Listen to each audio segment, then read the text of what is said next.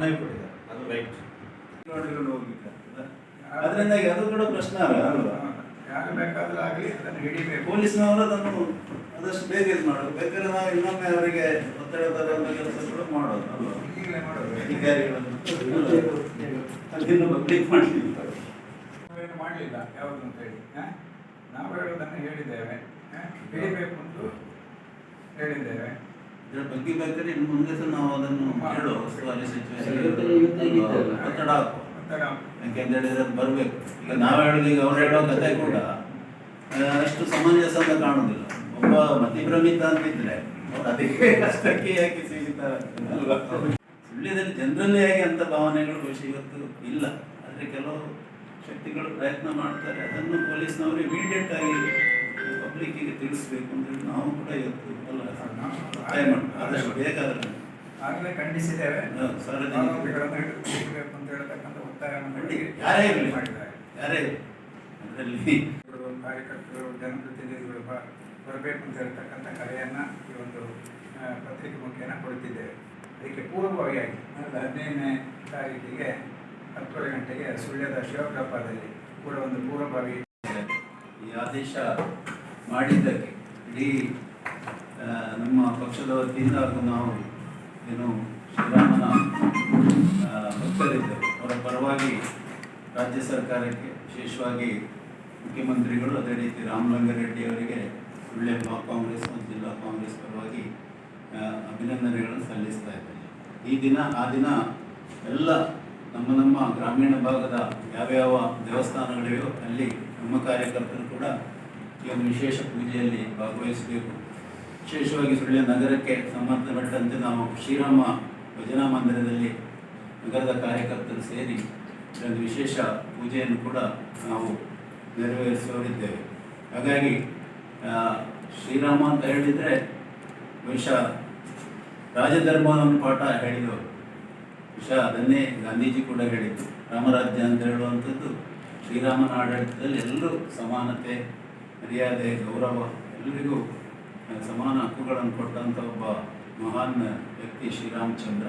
ಅದನ್ನೇ ಮಹಾತ್ಮ ಗಾಂಧಿ ಕೂಡ ಪ್ರತಿಪಾದನೆ ಮಾಡಿದ್ದು, ಅದನ್ನೇ ರಾಮರಾಜ್ಯದ ಕನಸು.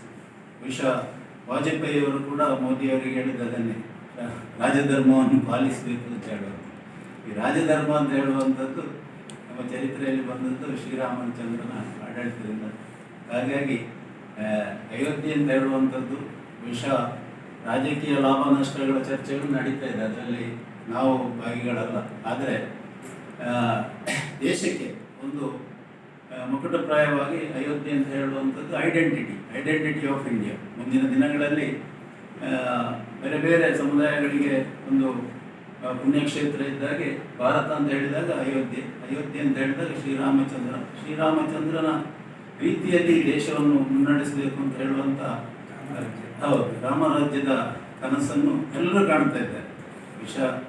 ಇವತ್ತಿನ ರಾಜಕೀಯ ವ್ಯವಸ್ಥೆಯಲ್ಲಿ ಅದನ್ನು ನಮ್ಮ ರಾಜಕಾರಣ ಪತ್ತೆ ಮಾಡುವ ಹಂತಕ್ಕೆ ಮುಟ್ಟಿದ್ದಾರೆ. ಒಂದು ನಮಗೆ ಗೊತ್ತಾಗಿದೆ, ಯಾಕಂದರೆ ಬ್ಯಾನರ್ ಎಲ್ಲಿತ್ತು, ಅರ್ಧ ಬ್ಯಾನರ್ ಎಲ್ಲಿತ್ತು ಅನ್ನೋದೆಲ್ಲ ಗೊತ್ತಾದ ಮೇಲೆ ಅವ ಮಾನಸಿಕ ಅಸ್ವಸ್ಥನ ಅಲ್ವಾ ಅನ್ನೋದ್ರ ಬಗ್ಗೆ ಖಾತರಿಗೆ ಬಾಕಿ ಇದೆ. ಅದನ್ನು ನಾವು ಈಗ ಕೇಳಬೇಕಾಗ್ತದೆ. ಹೇಳಿದಾಗೆ ಅದನ್ನು ಕೇಳಬೇಕಾಗ್ತದೆ. ನೀವು ಈಗ ಬಿಡುಗಡೆ ಮಾಡಿ ಯಾರು ಏನು ಜನ ಅನ್ನೋದನ್ನು ಹೇಳಿ ಅನ್ನೋದು ನಾವು ಹೇಳಲೇಬೇಕಾಗ್ತದೆ. ಯಾಕಂದರೆ ಮತ್ತೆ ಗೊಂದಲಕ್ಕೆ ಆಸ್ಪದ ಆಗಬಾರ್ದು ಅಲ್ವಾ. ಇನ್ನೊಮ್ಮೆ ಗೊಂದಲಕ್ಕೆ ಆಗಬಾರ್ದು. ಅವ್ರು ಸ್ವಸ್ಥ ಅಂತ ಹೇಳುವಂಥದ್ದು ಹೌದು ಹಿಡಿದು ತಂದು ಅಲ್ವಾ. ಹೌದು, ಅದು ಏನೇ ಇದ್ರೂ ಜನರಿಗೆ ಮಾಹಿತಿ ಕೊಡಲೇಬೇಕಾಗಿರ್ತಕ್ಕಂಥದ್ದು ಅನಿವಾರ್ಯ. ಇಲ್ಲರೆ ನಾವೊಂದು ಕಡೆ ಅವೇನೋ ಇರ್ಬೋದು ಅಂತ, ಅವರೊಂದು ಕಡೆ ಅದೇನೋ ಇರ್ಬೋದು ಅಂತ ಆ ಊಹನೆಗಳಿಗೆ ಆಸ್ಪತ್ರೆಗಳನ್ನು ಕೊಡಬಾರದು. ಅದು ಕನ್ಫರ್ಮ್ ಆಗಬೇಕು ಅನ್ನೋದು ಒಂದು. ಈ ಮಧ್ಯದಲ್ಲಿ ಏನಾಗಿದೆ ಅಂತ ಹೇಳಿದ್ರೆ 24 ಗಂಟೆ ಆಗಲಿಲ್ಲ ಅಥವಾ 24 ಗಂಟೆ ಆಯಿತು ಅಂತ ಇಟ್ಕೊಳ್ಳೋಣ, ಒಂದು ಪ್ರತಿಭಟನೆ ಮಾಡಿದ್ವಿ ನಾವು. ಇದರ ಪ್ರತಿಭಟನೆ ಹಿನ್ನೆಲೆಯನ್ನು ನಾವು ಪ್ರಶ್ನೆ ಇವತ್ತು ನಾವು ಮಾಡ್ತಾ ಇದ್ದೇವೆ.